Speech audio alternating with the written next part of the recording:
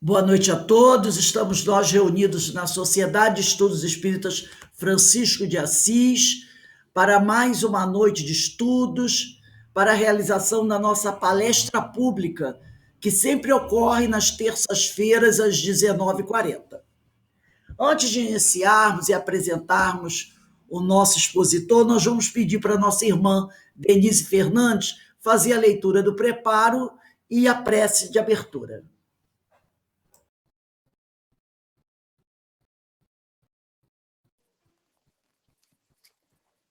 Do livro Minuto de Sabedoria, Carlos Torres Pastorino, nós abrimos a lição 93. Não fique a pedir as coisas. Os braços parados nada produzem. As mãos que não ajudam criam ferrugem. Trabalhe com entusiasmo e alegria, e o próprio trabalho trará, com seus resultados positivos, a solução de todas as suas dificuldades. Procure gostar do trabalho que lhe cabe realizar, e dentro de pouco tempo terá a alegria morando em seu coração. Querido Pai amantíssimo, de amor, justiça e misericórdia infinitos. Gratos estamos, Senhor, por mais uma oportunidade de aqui estarmos reunidos, todos nós, nossos amigos espirituais, nossos irmãos necessitados de uma palavra, de um consolo. E pedimos, Senhor, envolvimento em mais uma noite de estudo, para que possamos absorver todos esses conhecimentos e utilizá-los na melhor forma, trabalhando em prol do próximo. Que nosso Mestre Jesus nos ampare, nos guie, e que todos os irmãos necessitados de amparo físico, amparo espiritual, amparo psicológico, possam ser atendidos dentro das suas necessidades. Hoje, agora e sempre, esteja conosco, Pai querido, junto de nossos corações. Assim seja. Bem, meus irmãos, nessa noite nós recebemos aqui o nosso irmão Paulo Brandão, trabalhador do CEOI, Centro de Educação e Orientação Espírita Jesus Gonçalves. E ele vai falar conosco sobre o tema A Criança. E esse tema consta desse livro, O Mestre na Educação, de Pedro de Camargo Vinícius, publicado pela FEB. Então, nós vamos passar a palavra ao nosso amigo Paulo, que Deus o abençoe e oriente, que nós possamos aproveitar a oportunidade de ouvi-lo falar desse tema tão importante. Paulo, a palavra está com você. Obrigado pela oportunidade, não é, de estar aqui presente, falando com todos, né, os amigos distantes. Então, nosso tempo é curto, nós vamos entrar direto no assunto. E, fazendo uma pequena introdução, o livro de O Mestre na Educação, essa mensagem, a número 31, ela vem falar aqui, o título é A Criança. Tradicionalmente, nos evangelhos, sempre tem aquela interpretação de que as palavras de Jesus não poderiam ser entendidas diretamente, porque o reino do céu não é para aqueles que são como crianças, mas para aqueles como se assemelham. E Vinícius, né, o nosso Pedro de Camargo, ele vem fazer uma nova interpretação. É sempre interessante quando a gente escuta uma interpretação diferente, porque as passagens dos evangelhos, elas são permanentes. E elas têm muito conteúdo em poucas palavras. Dependendo da inspiração, dependendo do ponto de vista de quem lê, sempre tem uma novidade ali escondida, e ele traz, foi interessante eu fazer esse estudo, porque ele apresenta uma novidade, né, que a gente não percebe muito quando a gente está lendo o Evangelho e está naquela definição simplista de que somos espíritos ainda infantis e que nós, a criança representa a ingenuidade, e quando a gente se assemelha a essas crianças, a gente está garantindo a nossa entrada no reino dos céus.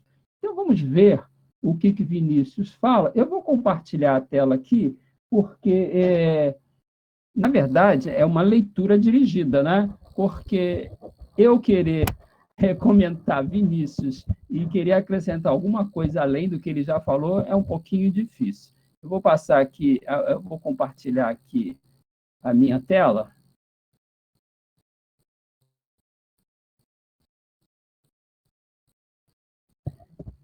Deixa eu ver se já está saindo. Demora um pouquinho. Na minha tela sai, e depois demora um pouquinho para aparecer na de vocês. Acho que vai aparecer agora. Apareceu, né? Aí vocês podem clicar do lado na imagem, que ela fica grande, dá para ver bem expandindo a tela inteira, né? Ele começa dizendo, né, a frase que está no Evangelho: recordemos 2 sentenças da criança proferida pelo profeta de Nazaré. Disse ele: deixai vir a mim os pequeninos. Eu numerei aqui 1, 2, 3, porque às vezes mais tarde tem referência a essas 3 partes da frase, tá? Deixai vir a mim os pequeninos, não os impeçais, porque deles é o reino dos céus. E mais, acrescentando ainda o que ele falou: em verdade vos digo que se não vos fizerdes como crianças, não entrareis no reino dos céus. Então, ele começa fazendo um comentário sobre essa pequena frase, né? Aqui me lembra Emmanuel, que lê uma frase e escreve 2 páginas. E ele diz assim, nessa primeira, ou seja, deixai vir a mim os pequeninos, nessa primeira, dessas 2 assertivas, não exprime tão somente uma expressão carinhosa, porque ele chama de pequeninos, um gesto afetuoso, aliás, muito próprio do caráter da personalidade do Divino Mestre. Encerra também sabedoria, revelando o perfeito conhecimento das condições em que as crianças se encontram ao encetar a sua entrada no seio da humanidade. Ou seja, como é que essa criança, ou seja, como é que esse espírito reencarnante, ele se encontra neste momento. Ao mesmo tempo, né, recorda e põe em destaque os compromissos daqueles que aqui os recebem, notadamente os pais e preceptores. Olha só, ele faz um alinhamento, não é? Então, ele diz aqui, encerra também a sabedoria, revelando o perfeito conhecimento de como se está aquele espírito e, ao mesmo tempo, ele chama a atenção dos pais. Por que será que ele chama a atenção dos pais? Nós vamos ver mais adiante, e está tudo contido nessa frase. Olha só, a criança, notemos bem, não é uma entidade recém-criada, é apenas recém-nascida, ou seja, recém-reencarnada.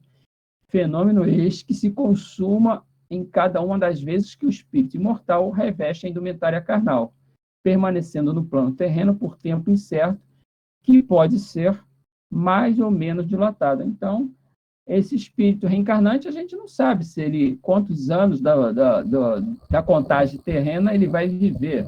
Tem espíritos que desencarnam ainda com pouco tempo de vivência na carne.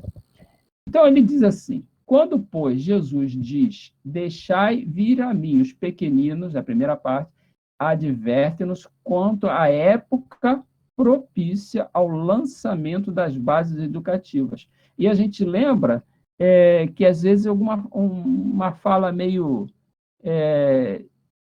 a gente fala falácia, né, que é um argumento que não se exprime bem a verdade, de alguns pais espíritas dizendo: meu filho ele vai escolher a religião. né? Então, quando ele chegar à idade que ele tiver a condição de escolher, ele pode querer, eu levo ele para a casa espírita. Não é isso. Nós vamos ver aqui no texto que isso não é a condição que nós apresentaríamos. Até porque uma criança, nessa fase, ela tem discernimento. A gente deixa uma criança, nesta fase, antes dos 7 anos, atravessar a rua sozinha, manda comprar pão na padaria? Não. Então, qual é o livre-arbítrio dessa criança? Eu estou olhando para a esquerda porque eu estou vendo a minha imagem no outro computador aqui, por isso que às vezes eu fico meio de lado. Então, qual é o livre-arbítrio dessa criança? E ele vai falar mais adiante, né, que tem um período, até os 7 anos, que a criança está bem maleável. Não é? A gente diz que quando a gente está fazendo aquele bonequinho de barro, é o período que o barro ainda está macio, a gente consegue moldar aquele barro. Posteriormente, à medida que aquele barro vai endurecendo, você, para modificar, já dá mais trabalho. E depois que ele está duro, né, ou antes mesmo dele ele ir para o forno, é muito mais difícil. Às vezes, você, para fazer uma modificação, você tem que quebrar para acrescentar outra coisa. Então, é bem mais difícil. Então, ele diz aqui, não forçamos a interpretação. Jesus não é o mestre. O mistério que exerceu neste mundo não foi ensinar e curar? Ele chama essa atenção. Portanto, encaminhar as crianças a ele importa. O que significa encaminhar as crianças a ele? Importa educá-las segundo os preceitos da sua escola. Consideremos ainda que Jesus afirmou de si mesmo: eu sou a verdade, eu sou a luz do mundo. Ele disse, né, eu sou o caminho, a verdade e a vida. Ou seja, como é que nós vamos deixar uma criança fazer as suas escolhas, ainda mais nesse período, que ela não tem ainda discernimento, as tendências dela, boas ou ruins, ainda estão amortecidas nesse período inicial da encarnação. Alguns companheiros, né, alguns espíritos dizem, né, que a encarnação só se completa, ou seja, o espírito já está completamente encaixado no corpo físico a partir dos 7 anos. Né? Então, esse período que nós temos de 0 a 7 é o período que nós temos para semear. E essas sementes serão cultivadas, não é? E vão dar frutos no futuro. Ele diz assim: enquadrinhemos o quanto possível o pensamento do mestre. Então, vamos lá. Após o deixai vir a mim os pequeninos, ele acrescentou: não os impeçais. Isto porque os discípulos pretendiam que as crianças não se aproximassem dele. Aí, nos dias de hoje, descurando da educação infantil, o que estamos fazendo se não impedir que as crianças se instruam e se iluminem conforme os preceitos da escola cristã? Ou seja, então, quando ele diz aqui, não os impensais que venham a mim, Vinícius, ele traz esta interpretação que quando nós deixamos de iniciar os nossos filhos, essas crianças, né, na evangelização, seja na casa espírita, seja em qualquer culto religioso, nós estamos impedindo que elas tomem contato com a doutrina do mestre, né, com os evangelhos, com os ensinamentos dele. E quanto mais cedo, melhor. Até porque nós não conhecemos bem quem é esse espírito. Como é que foi a última encarnação dele? Ele pode vir, né, com ótimas tendências, mas pode vir ainda com tendências ainda precisando de correções. E quanto mais cedo nós dermos para ele essas ferramentas, ele vai poder mais tarde, quando esses instintos, essas tendências começarem a aflorar, ele já vai, não, mas espera aí, eu aprendi lá na escolinha da evangelização, ou minha mãe falava assim, minha mãe falava assado, não sei, isso não está correto. Então, ele já vai começar a ter como balancear. E se a gente deixar correr frouxo, né? Depois a gente não pode reclamar. Deixar de proporcionar à infância essa oportunidade é contribuir para o seu extravio, quando está em nossas possibilidades conduzi-las àquele que é o caminho, a verdade e a vida. Então, Vinícius, né? Então, quando a gente deixa de encaminhar essas crianças para este conhecimento, nós estamos impedindo que elas tomem esse contato com um caminho, com a verdade e com a vida. Prosseguindo, ele considera a terceira parte da sentença que foi comentada, porque delas, ou seja, das crianças, é o reino dos céus. O que ele quer dizer com isso? Aí ele vem fazer um paralelo com que as religiões antigas, né, vem trazendo a religião. Eu falo religiões antigas, não quer dizer o nosso passado. Eu vim de educação dentro do catolicismo, outros vêm de outras crenças, e a gente tem algumas sentenças ortodoxas. Então, ele diz aqui, a velha ortodoxia ensina que o reino dos céus lhes pertence porque elas são inocentes. Assim, desencarnando nessa condição, vão integrar-se naquele reino. Ou seja, a criança, então, se ela é inocente, se ela desencarna antes de atingir uma maturidade, né, uma adolescência, uma maturidade aqui na Terra, então ela não tem pecado e ela tá garantido a entrada dela no reino dos céus. Se não, vejamos, onde está o mérito da criança para obter o céu? O que fez ela digno de tamanha recompensa? Considerando, sobretudo, o conceito desta frase que foi enfaticamente proclamada por Jesus. A cada um será dado segundo as suas obras. Quais foram as obras da criança? Não é? Aí eu grifei aqui. Se não é lícito imputar culpa às crianças, também, de igual modo, não lhe podemos conceder merecimento. Qual merecimento? Se ela não fez nada, não houve nenhum progresso. Aí ele agora ele vai fazer algumas afirmações aqui, não é? Isso é Vinícius, né? E até um meio contundente. Se prevalecer esse postulado, que as crianças são inocentes, isto é, que a criança desencarnada vai para o céu, ou melhor, a melhor ventura, o maior bem que poderia suceder seria, por certo, a morte. Porque se ela continuar vivendo, ela vai cometer erro, vai cometer pecado, e depois não vai mais para o céu. Então, deixa ela morrer. Aí ele vai fazer uma crítica a esse pensamento. E se isso fosse verdade, em tal hipótese, deveriam desaparecer a puericultura, que é a parte da medicina que cuida das crianças, a pediatria.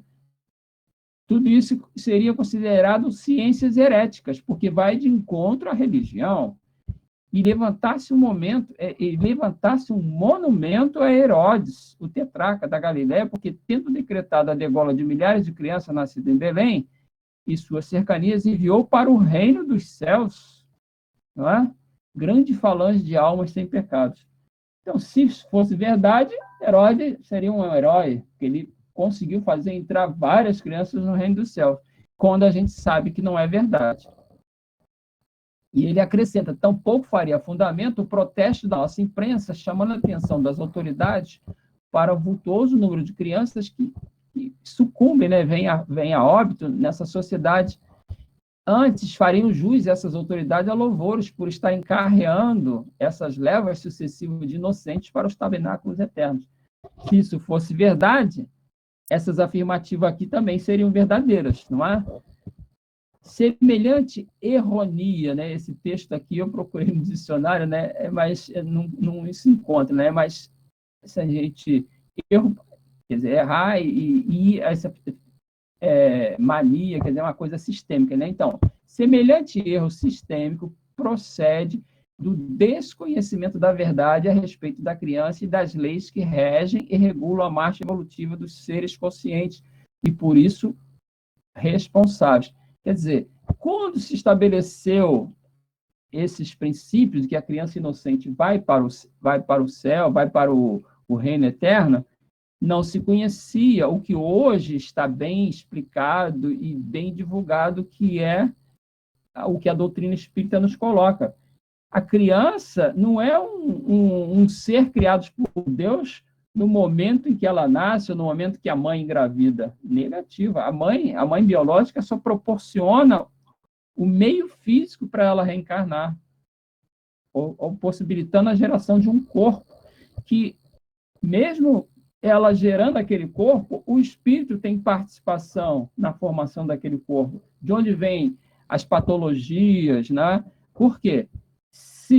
Como é que uma mãe tem 2, 3 filhos saudáveis e nasce um filho com patologia? Então, não tem uma explicação, né? Isso é uma bagagem que o espírito traz, uma necessidade que ele tem de passar.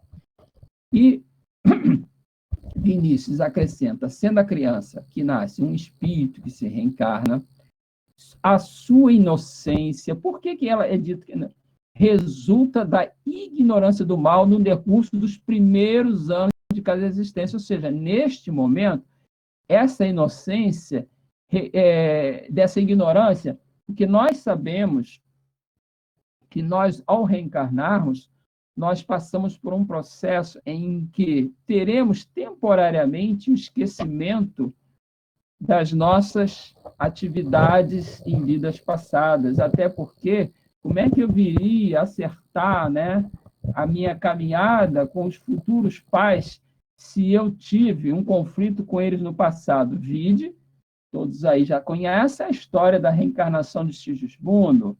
O pai não conseguia aceitar aquela reencarnação. Por quê? Porque ele, toda vez que ele tinha pesadelo, quem era Sigismundo? Né? Então, a gente vai lá no Missionários da Luz e a gente vai ver que havia um problema no passado. Mas, aquela criança, quando nasce, ela é bonitinha, ela é simpática, né? Tudo isso dizem os espíritos que é para a gente se empolgar, se envolver e amar aquela criança e dar para ela o que ela precisa. Então, nesse decurso dos primeiros anos de vida, e mais ainda, porque o novo aparelho, a matéria em vias de desenvolvimento, obscurece a mente, ou seja, aquele esquecimento temporário das suas vidas passadas, constrangendo o espírito dentro de limites acanhados, determinando um recomeço, ou uma oportunidade de começar a fazer as coisas certas. Né? Quem dera que nós pudéssemos, né, refazer um monte de coisa que nós fizemos errado. Apesar que tem algumas pessoas que dizem assim, se eu pudesse recomeçar, eu repetiria tudo novamente, mas não sei se repetiria bem, não. Né? Assim é necessário, pois é mediante essas reiniciações, verificadas através das existências sucessivas, que se processam as retificações que a alma imortal vai imprimindo na linha mais ou menos sinuosa da evolução. Ou seja, cada vez que reencarnamos, a gente recebe uma informação nova e aquilo faz com que a gente vá criando um contrapeso na nossa balança de emoções, de sentimentos, de tendências, não é? Porque, como eu falei aqui, uma criança que tem noções evangélicas e participa, os pais conseguem trazer esta mensagem para elas, mais tarde, se elas tiverem tendências que as tirassem desse caminho que seria a evolução, elas teriam como ponderar. Espera aí, o fulaninho me chama para fumar, para não sei o quê, isso aí, mas eu aprendi lá com a minha mãe, que eu não estava em casa, não sei o quê, que não devo fazer isso, não devo fazer aquilo, isso faz mal para a saúde. Ele começa a ponderar. Né? Apesar que hoje, né, estamos vivendo uma época de grandes conflitos, uma época de grandes distorções, sendo na política, na educação, para fazer, né, uma lavagem cerebral. Então, mais ainda a importância dos pais. Porque uma criança que tiver bem iniciada e tiver uma cabeça bem feita, vai ser mais difícil se deixar levar por essas conversas que vão encontrar nas escolas, nas faculdades, né? Nós vemos até Bezerra de Menezes, né, que católico, vem para o Rio de Janeiro, vai estudar medicina, ele fica até um pouquinho descrente da religião, do catolicismo, até que ele conhece o Livro dos Espíritos e ele começa a reponderar tudo aquilo que ele... uma nova visão de todos aqueles ensinamentos evangélicos. E ele diz aqui, a criança, nessa época, ignora os preconceitos de raça, de nacionalidade, de classe, de credos e de posição social, mas são propensas a se confraternizarem. Se por vezes rixam, brigam e se hostilizam mutuamente, não guardam ressentimento, pois jamais o sol se põe sem que hajam reconciliado. As contendas da manhã sucedem invariavelmente às fraternas amistosidades da tarde. Ou seja, a gente vê que a criança, ela briga, mas daqui a pouco tá tudo normal, tá tudo bem. Ela não guarda. Eu não vou botar você no meu caderninho aqui, ó. Você, hoje de manhã, você falou isso comigo, né? Acabou, esqueceu. E às vezes os pais vão questionar as crianças porque brigou com o coleguinha, o coleguinha falou alguma coisa, até algum coleguinha bateu, aí quer que a criança vá dar o troco. Vê se pode uma coisa dessa. Às vezes nós descaminhamos as nossas crianças, né? Conforme verificamos, tanto no fato de não guardarem animosidade, como também no que respeita ao modo como encaram a utilidade da vida, as crianças dão lições aos homens, justificando estes dizeres do divino educador: se não vos fizerdes como crianças, não entrareis no reino dos céus. Olha, Jesus diz, amai os vossos inimigos, perdoar aqueles que vos ofendem, né? O lema, né, da definição de caridade, boa vontade para com todos, indulgência para com as faltas alheias, perdão das ofensas. A gente vê que as crianças fazem isso, elas têm boa vontade com o coleguinha às vezes faz alguma coisa, aí pede desculpa, na mesma hora está desculpado, não guarda rancor, né? Às vezes procura compreender, ele hoje estava nervoso, não sei o quê, estava com fome, por isso que... Né? Então, as crianças, elas têm essa capacidade. Então, aqui é que vem aquela interpretação que está no Evangelho segundo o Espiritismo, né? Para aqueles que vos fizerem como crianças. Aí, enfocando esse aspecto da inocência, da tolerância, da amizade, do perdão. E, como ele diz aqui, de manhã tem uma briguinha, mas à tarde já tem uma amistosidade, está tudo bem. Eu não sei se vocês vão continuar nesse estudo do livro de Pedro de Camargo, vocês vão ler a mensagem número 32?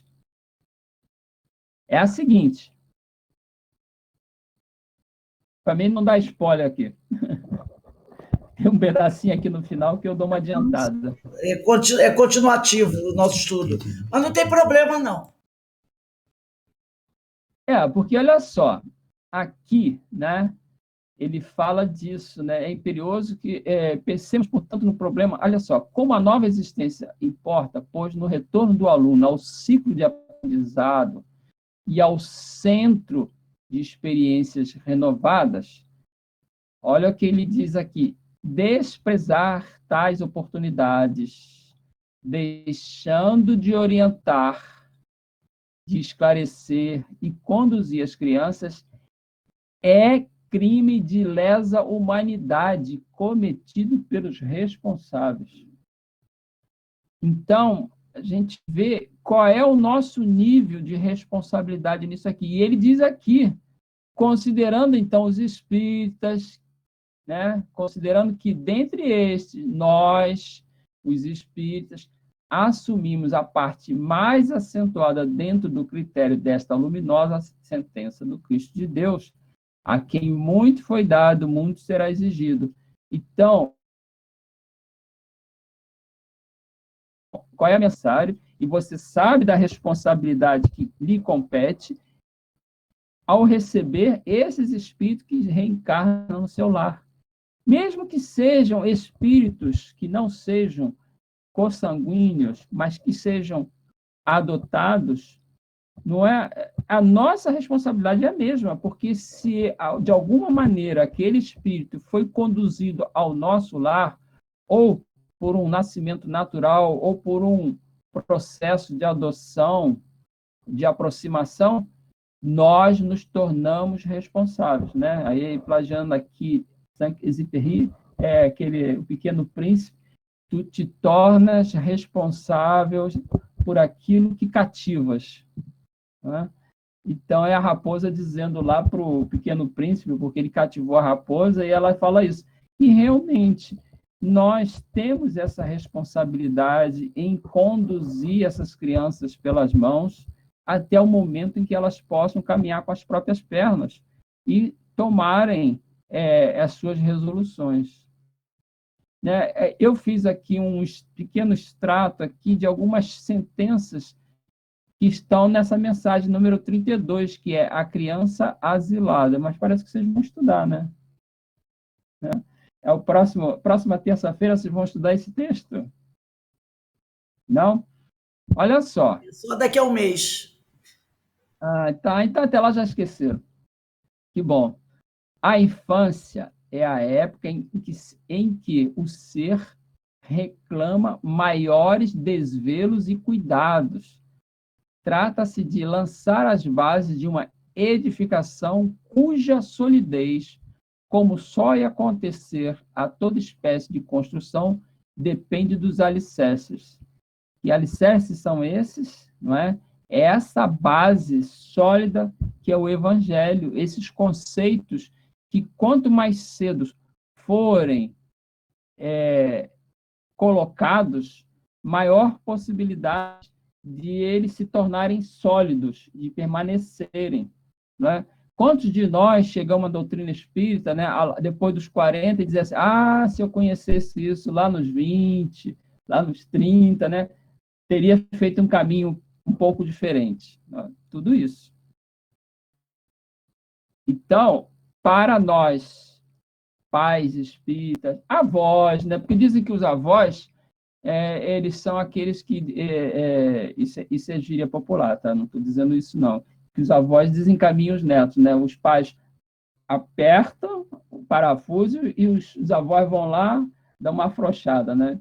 Mas nós, com a nossa idade, né, já estamos na fase dos avós, né? Temos que pensar nisso, não é? Vamos conceder aos netinhos tudo que eles querem, deixar eles fazerem o que quiser, espernear, gritar, porque, né, vamos fazer a vontade deles, eu vou deixar fazer. Né? Por quê? Para o avô é fácil, né? Na hora do bem bom, eu agrado, mas na hora que a criança começar a perturbar, toma que o filho é teu.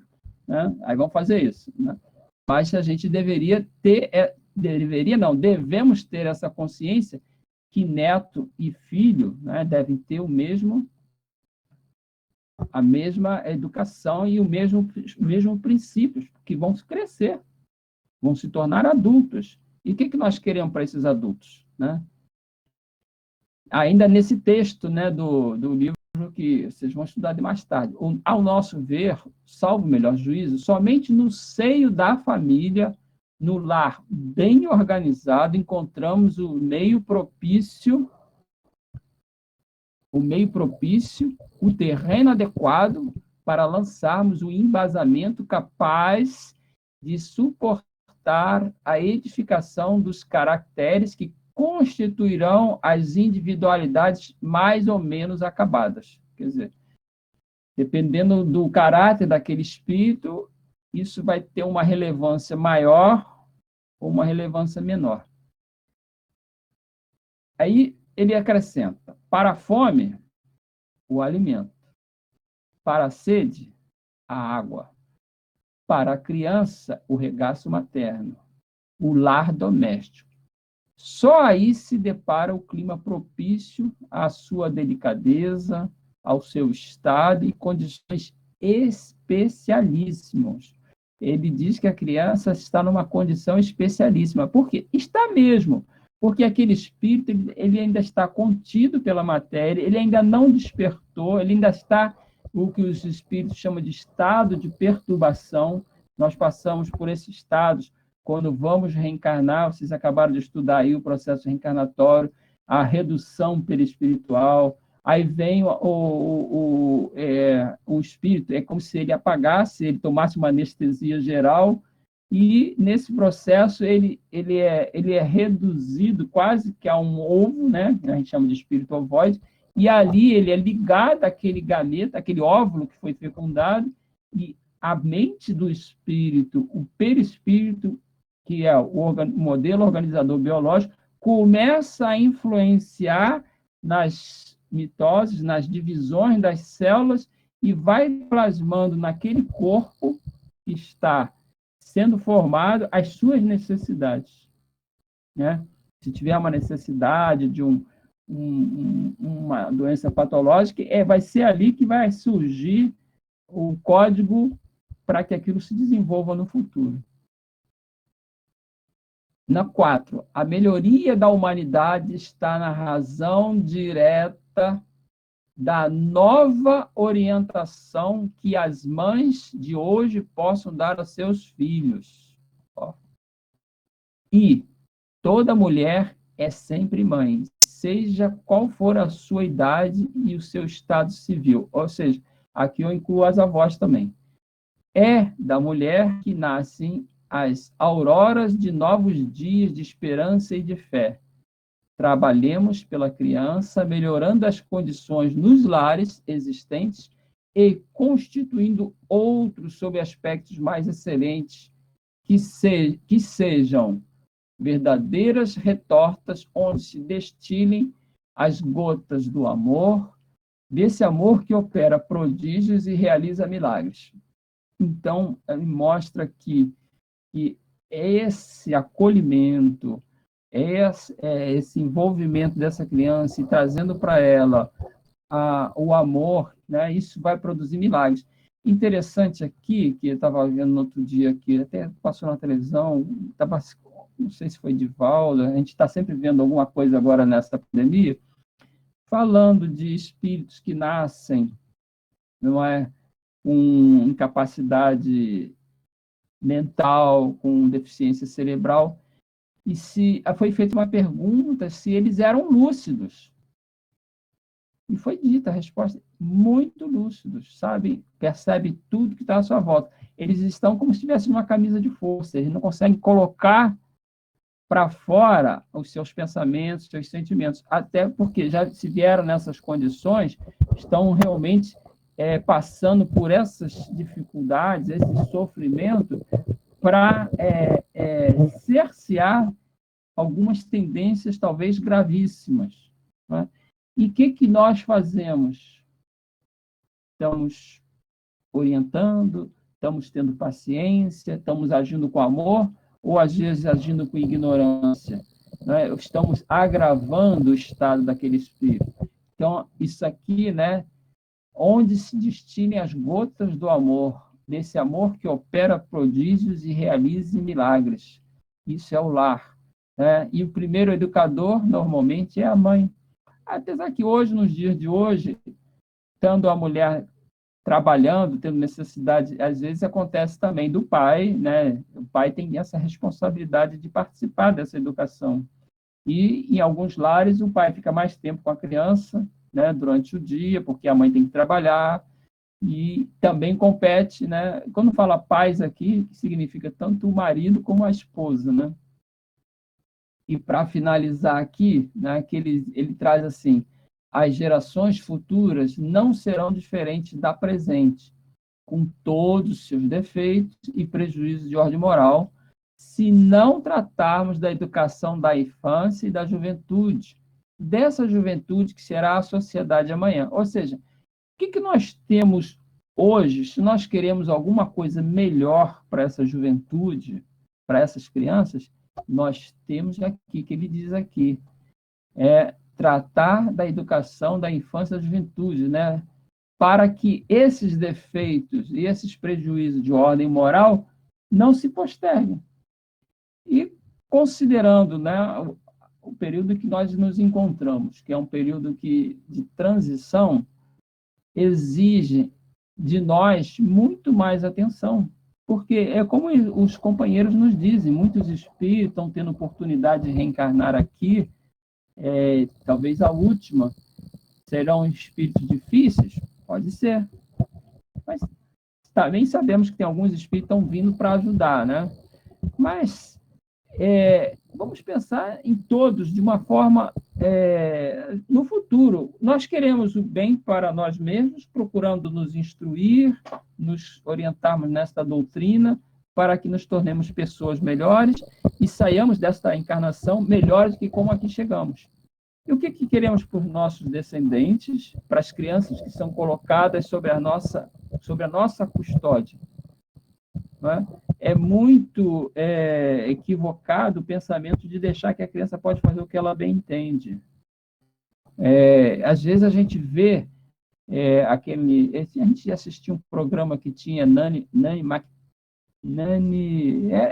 uma educadora que ela era chamada, às vezes, nas famílias, as crianças infernizavam a vida dos pais. Os pais já não tinham mais controle, aí ela era chamada.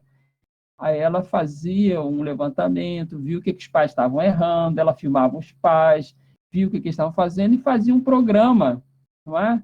Para os pais. Na verdade, quando ela ia lá dar essa assistência, ela estava educando os pais, não as crianças, porque as crianças chegavam naquele estágio que os pais não sabiam mais como educar essas crianças, como botar limites, não sabiam botar limites, não é? E tudo é questão de aprendizado. Como falou aqui,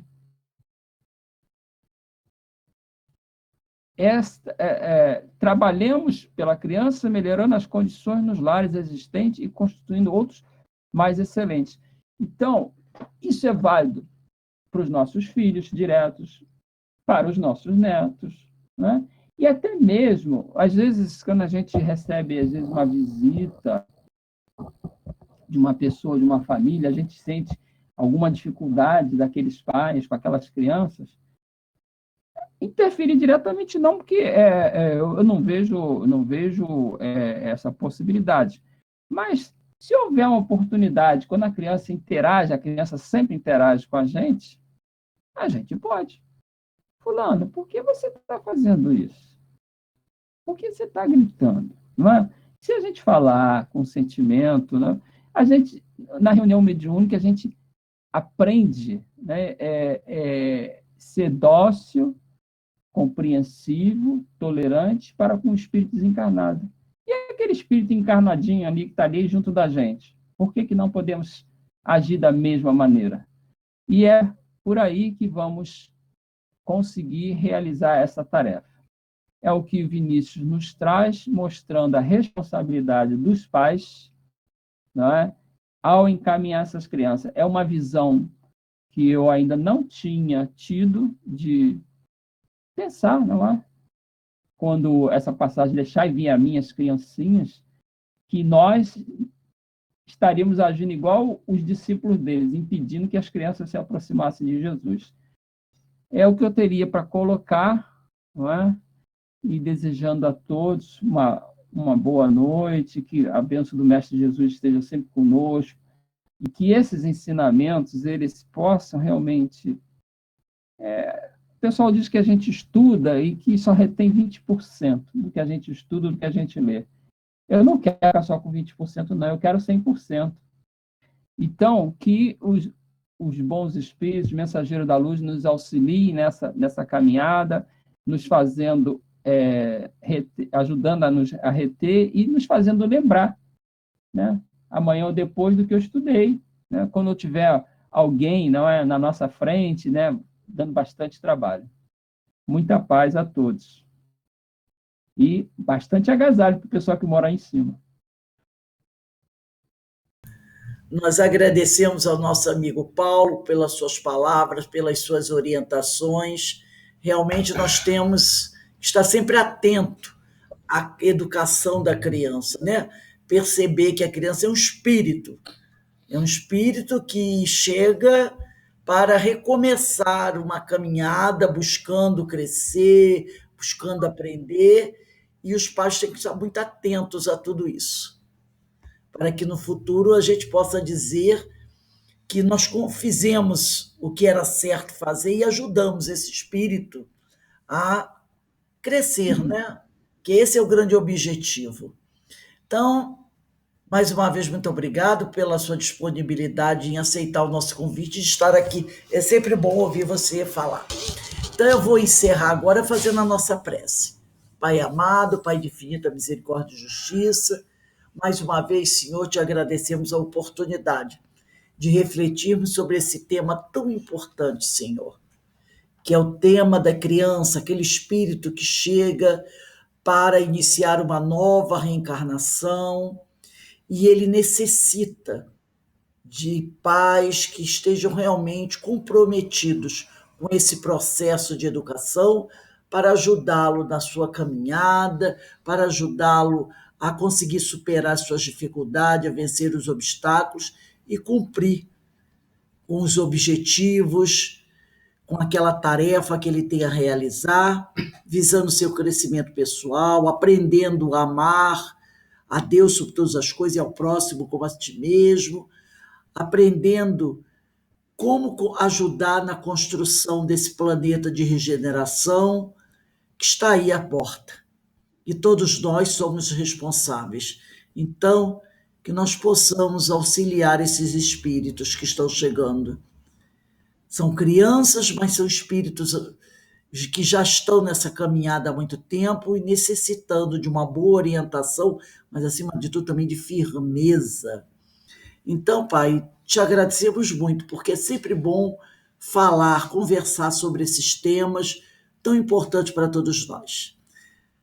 Que o Senhor nos ilumine, que o Senhor nos ampare, que o Senhor leve o consolo, o esclarecimento a todos esses irmãos que nesse momento possam estar sofrendo, aqueles nossos irmãos que estão desencarnando e aqueles que estão retornando para uma nova existência no planeta Terra.